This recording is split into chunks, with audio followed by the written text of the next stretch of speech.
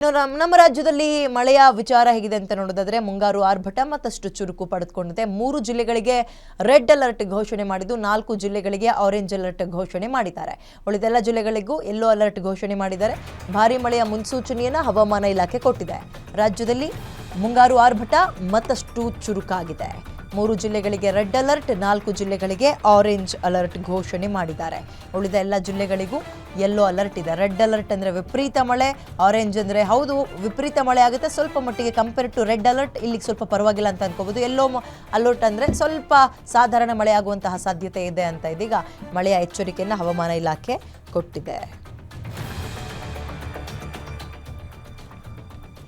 ಮೀನುಗಾರರು ಸಮುದ್ರಕ್ಕೆ ಇಳಿಬೇಡಿ ಅಂತ ಕರಾವಳಿ ಭಾಗದಲ್ಲಿ ಮೀನುಗಾರರಿಗೆ ಎಚ್ಚರಿಕೆಯನ್ನು ಕೂಡ ಕೊಡಲಾಗಿದೆ. ಅದರ ಜೊತೆಗೆ ಭಾರೀ ಮಳೆಯ ಮುನ್ಸೂಚನೆಯನ್ನು ಹವಾಮಾನ ಇಲಾಖೆ ಕೊಟ್ಟಿದ್ದು. ದಕ್ಷಿಣ ಕನ್ನಡ, ಉಡುಪಿ, ಉತ್ತರ ಕನ್ನಡ ಈ ಭಾಗದಲ್ಲೆಲ್ಲ ವಿಪರೀತ ಮಳೆ. ಇನ್ನು ಶಿವಮೊಗ್ಗ, ಚಿಕ್ಕಮಗಳೂರು, ಹಾಸನ, ಕೊಡಗು ಇಲ್ಲೆಲ್ಲವೂ ಕೂಡ ವಿಪರೀತ ಮಳೆ ಆಗುತ್ತೆ ಅಂತ ಮುನ್ಸೂಚನೆ ಕೊಟ್ಟಿದ್ದಾರೆ. ಆ್ಯಂಡ್ ಈಗಲೂ ಕೂಡ ಮಳೆ ಆಗ್ತಾ ಇದೆ. ಇದರ ನಡುವೆ ಮೀನುಗಾರರು ಸಮುದ್ರಕ್ಕೆ ಇಳಿಬೇಡಿ ಅಂತ ಎಚ್ಚರಿಕೆಯನ್ನು ಕೂಡ ಕೊಡಲಾಗಿದೆ. ಕರ್ನಾಟಕದ ಮ್ಯಾಪ್ನಲ್ಲಿ ಗಮನಿಸ್ತಾ ಇದ್ದೀರಿ, ರೆಡ್ ಅಲರ್ಟ್ ಎಲ್ಲೆಲ್ಲಿದೆ, ಹಾಗೆ ಆರೆಂಜ್ ಅಲರ್ಟ್ ಎಲ್ಲಿದೆ ಮತ್ತು ಯೆಲ್ಲೋ ಅಲರ್ಟ್ ಎಲ್ಲೆಲ್ಲಿ ಯಾವ್ಯಾವ ಭಾಗದಲ್ಲಿದೆ ಅಂತ.